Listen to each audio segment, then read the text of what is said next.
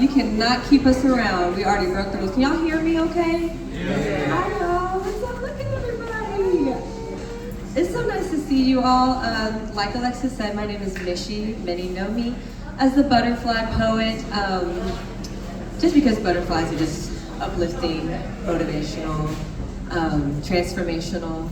And so I just want to thank Alexis for having me. I want to thank N Chatt because N Chatt, y'all are my family now. I've been doing poetry for a while, but I officially joined them this year, so I'm very excited. So, Black in the Day. Oh my goodness. Where do we start? So, I'll preface this poem with this.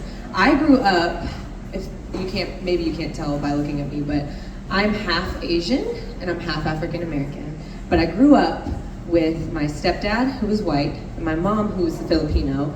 And so growing up, it was difficult for me to identify with my blackness.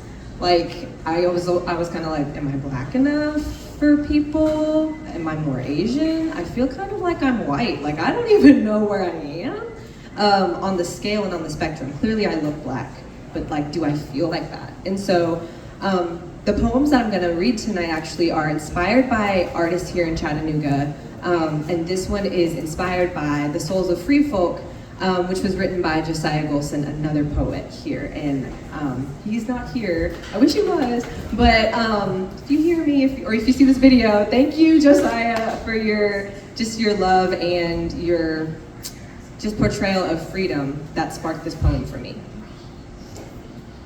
I returned to my home with the spark turned ablaze, a spark that had always longed to be ignited by more than just the guilt and shame of inexperience, lack of understanding, and some insensitivity, not to mention some lost identity. The years I'd wasted thinking I was exempt from such hostility simply because of the color of my family's skin. And as I grew older and these issues took the spotlight with pressing matters, my attempts to care and want to have an opinion also grew. But what could I offer? What could I do as an interracial girl raised amongst mostly white culture who'd honestly forgotten and somewhat abandoned that piece of her? At least mentally, I did. But physically it was there, and it still is. And I feel a responsibility, a duty to my ancestors, to my family, to speak up, to support all my Black brothers and sisters. I stayed silent for too long, afraid of others' thoughts on my story, my lack of struggle, when really the life I've lived is one that all Black people are fighting for. One in which there is no question of if I'm capable of achieving something just because I'm Black. No fear of what other people can do to me because I'm Black. No caution in any interactions just to stay alive. No depression from not being chosen because the competition was white. I'm not saying I've had the perfect life all Black people long to live, but my story is one of massive privilege that not many of my brothers and sisters can say they've had. And it aches my heart and soul to see that the life I've lived isn't the norm for all.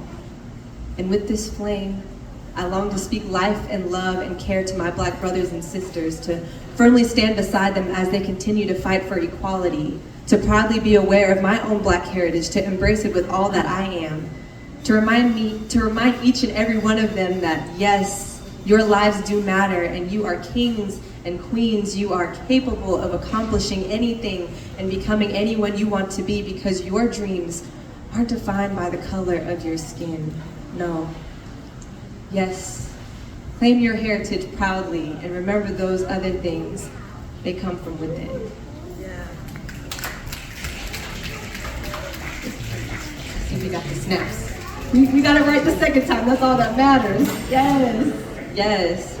Okay, so I was only going to do 2 poems because we only got 10 minutes and I want to hear everybody else.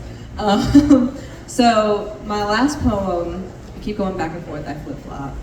Been flipping and I've been flopping, but I'm actually going to read. This one is inspired by Kimmy J. Soul. I don't know if you guys know her, but she is a singer here in Chattanooga. She's my sister. She's my big sister. I mean, I feel like I'm her when she was young and she's me when I'm going to be her age. So yes, and she is beautiful, and she asked me to write this poem for her song The Vow, and I wanted to share it. And it's just because when I think of Black, I think of our people, and I think of how we inspire each other, we push each other. And she pushed me, because I was like, I have never written a poem for a song before. And this was based off of her vows that she did at her wedding. Wow. So, whew, talk about the pressure. But this is written for that. And these are words that mean so much to me. And if you have someone that you love deeply, first of all, go stream The Vow by Kimmy J. Soul. So listen to the song, because this poem is also in the song. So, these words, they aren't just icing on cake or flattering sentences I simply made for this moment, but they are the base. The foundation in which my love for you is rooted, covenant infused and inspired by the emotions and feelings I have felt through the years of us, dealing with different situations. I have gathered them together to form this truth. I love you now and forever.